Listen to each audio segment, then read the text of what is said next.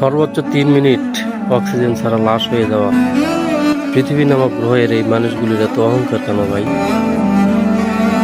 সামান্য কিছু অর্থ সম্পদ আর টাকা পয়সার জন্য নিজের ভাই বোনদের সাথে সম্পর্ক বিচ্ছিন্ন করে থাকে।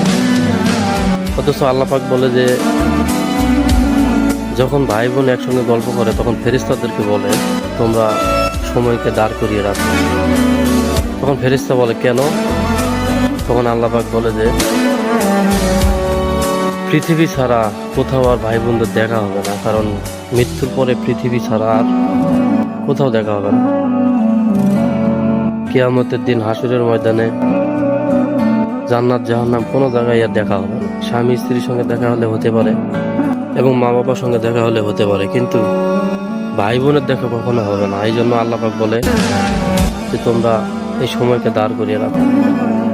অথচ এই ভাই বোন আবার অর্থ সম্পদের জন্য কত অহংকার করে, হিংসা করে, রাগ করে, মারামারি করে, ঝগড়া করে। আমরা এসব থেকে বিরত থাকি।